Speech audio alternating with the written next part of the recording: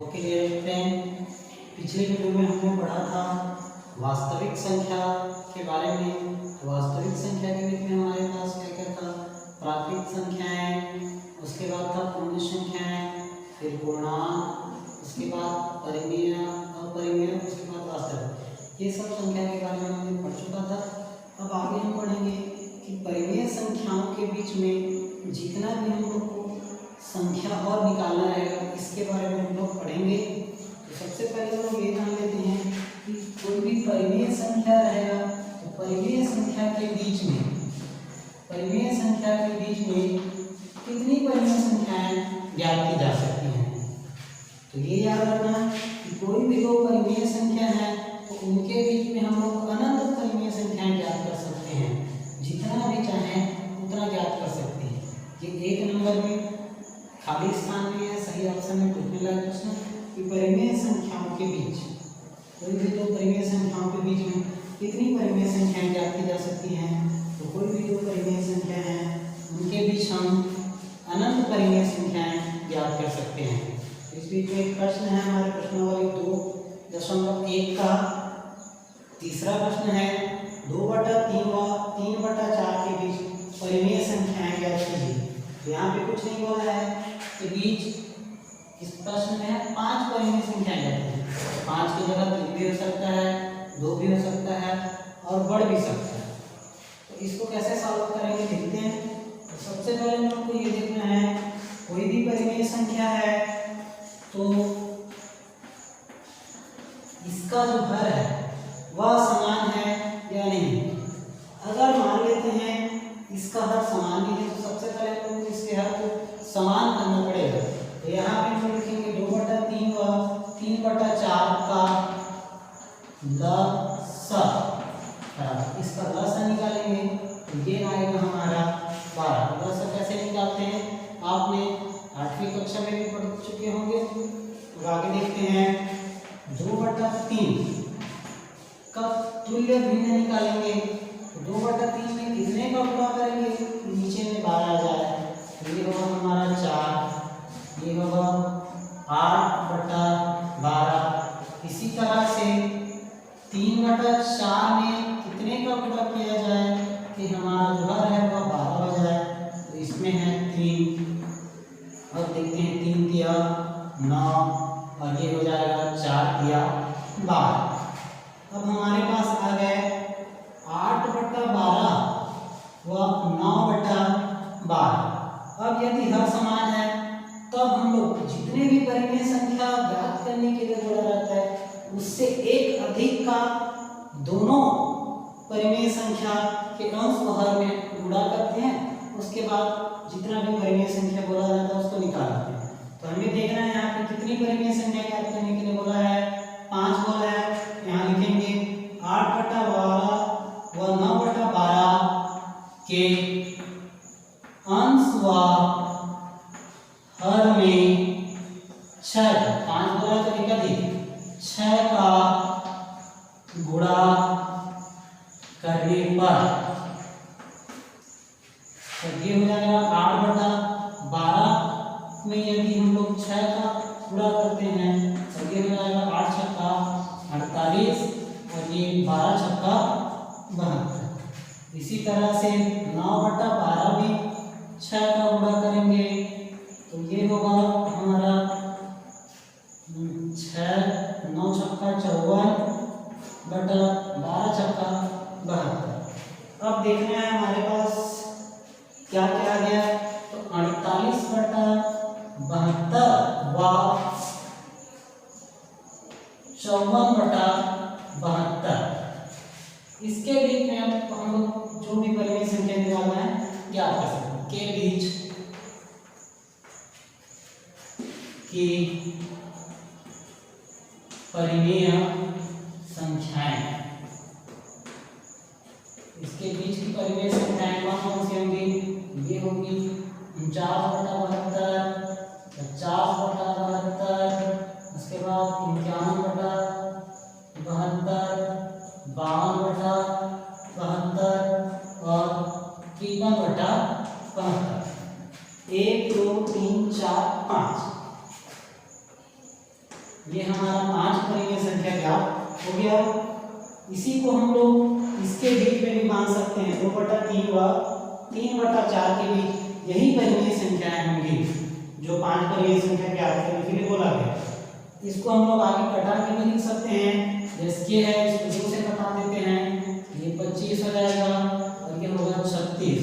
उसी तरह से ये भी कटेगा, ये हमारा होगा 26 और ये होगा 36। इसको आगे लिखेंगे इस तरह से, अतः 2/3 व 3/4 के बीच 5 परिमेय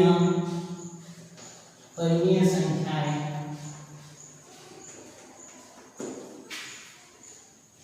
49/72, 25/36,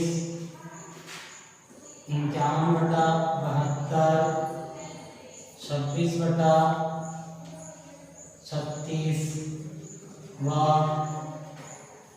53/72 है।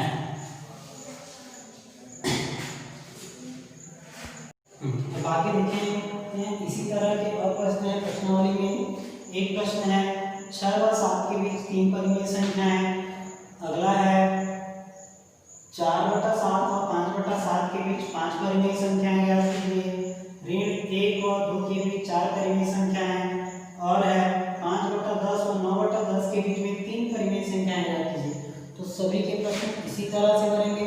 इसमें थोड़ा सा देखना है, जैसे एक बता देना है 6/7 और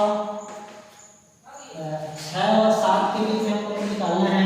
ये केवल 6 और 7 नहीं है, इसको हम लिख सकते हैं 6/1 और 7/1। अब हमारा क्या प्राप्त हो गया, ये हर भी प्राप्त हो गया, ये अंश हो गया, ये हर हो गया। अब देखना है अंश और हर समान है या नहीं। समान है, समान रहेगा तो हम लोग को कुछ नहीं करना है। जितना भी परिमेय संख्या ज्ञात करने के लिए बोला जाता है उससे एक अधिक का अंश और हर में गुणा कर दिया जाता है। तो यहाँ पे कितना बोला गया है, 3 परिमेय संख्याएं ज्ञात कीजिए।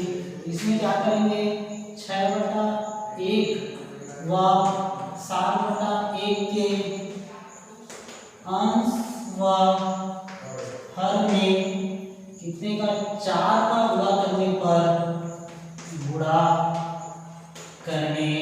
पर ये हो जाएगा हमारा 6/1 में 4 का गुणा करेंगे, ये हो जाएगा 24/4। और अगला होगा 7/1 में हम लोग 4 का गुणा करेंगे, ये होगा हमारा 28/4। अब इसके बीच में हम लोग को 4 परिमेय संख्या निकालना है। यहाँ लिखेंगे 24/4 व 28/4 के बीच की परिमेय संख्याएं। तो ये हो जाएगा 25/4, 26/4, 27/4 व 28/4। इसको कटा भी सकते हैं, 2 से कटेगा ये 13, ये 2, ये भी 2 से कटेगा, ये होगा 14 और ये 2। अब इसको लिखते हैं हम लोग, अतः करके लिख सकते हैं 6 व 7 के बीच की परिमेय संख्याएं। परिमेय संख्याएं ये हो जाएगी हमारी 25/4, 13/2, 27/4 व 14/2। इसी तरह से और भी प्रश्न है, जैसे ये है 4/7 व 5/7 के बीच में 5 परिमेय संख्या ज्ञात करना है। तो देखते हैं हमारा ये जो हर है वह समान है। तो समान है तो हम क्या करेंगे, बस 4/7 व 5/7 के अंश व हर में 6 का गुणा करने पर 6 का गुणा करेंगे, उसके बाद जो भी मान प्राप्त होगा उसके बीच का मान को लिखना है, वही हमारा आंसर होगा। उसी तरह से अगला है ऋण 1 व 2 के बीच, ये सेम इसी के जैसा है। ऋण 1 है मतलब ऋण 1/1 लिख सकते हैं, इसको 2/1 लिख सकते हैं। अब अगला आते हैं पांचवा।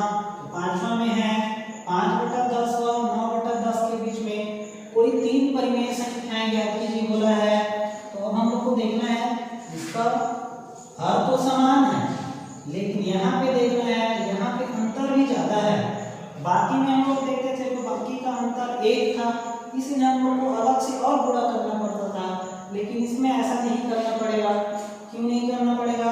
यह समान है और यहाँ का अंतर है, तो हम लोग इसको सीधा लिख सकते हैं। इसके बीच की संख्या है 6/10, उसके बाद 7/10, 8/10। ये तीन परिमेय संख्या है।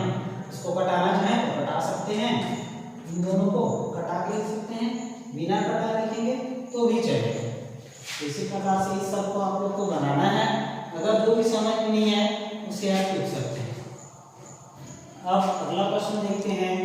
प्रश्न क्रमांक 7वां में है 7/3 व ऋण 7/3 को संख्या रेखा में दर्शाइए। संख्या रेखा में दर्शाने के लिए आप लोग पिछली कक्षा में भी पढ़ चुके हैं कि कोई भी संख्या रहता है उसको संख्या रेखा में किस प्रकार से दर्शाया जाता है। तो आज हम लोग पढ़ेंगे परिमेय संख्याओं को संख्या रेखा में दर्शाना। तो इसके लिए सबसे पहले क्या करेंगे हम लोग, परिमेय इसके लिए एक संख्या रेखा बनाएंगे। इसमें 0 धनात्मक वाला मान इधर रहेगा, ऋणात्मक वाला मान इधर रहता है। अब देखना है हमारे पास जो प्रश्न क्या दिया है, तो 7/3 नीचे को हम लोग को देखना है, हर को देखना है, हर में कितना है, 3 है। तो हर पार्ट को हम लोग को 3 भाग में बांटना है। तो 0 से लेके 1 के बीच को 3 भाग में बांटेंगे, 1 2 3। उसी तरह से 1 और 2 के बीच वाले भाग को 3 भाग में बांटेंगे, 1 2 3। इसी तरह से इसको भी, और ऋणात्मक भागों के लिए भी इसी तरह से करते हैं। अगर मान लीजिए यहाँ पे 7/5 रहता तो इसके बीच को हम लोग 5 भाग में बांटते। अगर मान लो 6 रहता तो 6 भाग में बांटते। इसी तरह से अगर हर में जितना भी रहे, जितना भी लिखा होगा उतने भागों में इसके बीच को बांटना रहता है। यहाँ 3 है, इसलिए 3 भागों में बांटे हैं। अब देखना हमें 7/3 को पहले दर्शाना है। तो 7/3 धनात्मक है, धनात्मक है तो हम लोग दाईं ओर जाएंगे। तो यहाँ से 0 है, वहां से हम लोग को 7 स्थान जाना है। 1 2 3 4 5 6 और ये 7। तो ये हमारा आ गया 7/3। उसी तरह से ऋणात्मक के लिए 7/3 है तो 7 स्थान इधर आएंगे, 1 2 3 4 5 6 और ये 7। ये हमारा होगा ऋण 7/3। इसी तरह से और भी प्रश्न बाहर से आ सकते हैं, तो आप लोग को इसी तरह से बनाना है। और यह प्रश्न इम्पोर्टेंट है कि हर बार परीक्षा में पूछा जाता है।